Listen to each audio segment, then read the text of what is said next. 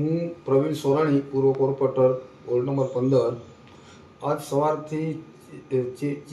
આજ સવારથી ચેનલોમાં મારી વિરુદ્ધનો એક સોશિયલ મીડિયામાં તોડફોડ બાબતનો એક વિડીયો આવે છે, જેમાં મીડિયા મિત્રોને કંઈક સત્યતાથી કંઈક હોય એવું મને લાગી રહ્યું છે।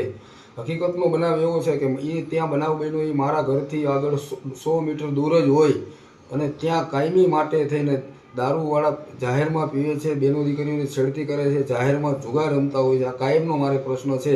મેં અવારનવાર પોલીસમાં પણ આની વિરુદ્ધમાં જાણ કરેલી હોય। હું 100 નંબરથી પણ ઘણીવાર ગાડી બોલાવતો હોઉં। અમારા ત્યાંના છોકરા હોય અને અવાર બીજા બહારના પણ ભેગા કરતા હોય।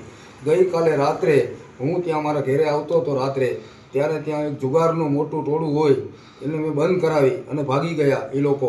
અને પછી ત્યાં એક બાપા સીતારામની છબીની નીચે લાઇટો રાખી, ડાયરેક્ટ લાઇટ વાપરીને કરીને રોજ કરતા હોય, જેના કારણે મેં એ બાપા સીતારામની છબી મેં નીચે ઉતારી લીધી અને બીજી લાઇટો છે ડાયરેક્ટ જે હતી લાઇટો મેં તોડી। એ હકીકત છે, મેં લાઇટો તોડી છે, કારણ કે ત્યાં રોજની માથાકૂટ હતી અમારી। આપ મીડિયા મિત્રોને વિનંતી છે કે આપ ત્યાં આવી વિસ્તારમાં આજુબાજુવાળા સામેવાળાને પૂછો કે અહીંયા રોજ દારૂડિયા જુગારિયા ભેગા આખો દિવસ થાય છે કે નથી થતા।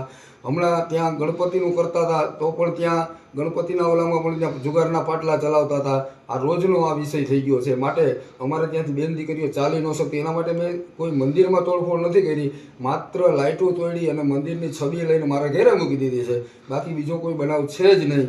અને મીડિયા મિત્રોને કંઈક ખોટી માહિતી બધા ગેરમાર્ગે મારા વિરોધ પક્ષ દ્વારા આપેલી હોય એવું મને લાગી રહ્યું છે। એટલે આપ સત્યથી કંઈક શોધ કરી અને કરો એવી મારી આપ સૌ મીડિયા મિત્રોને મારી વિનંતી।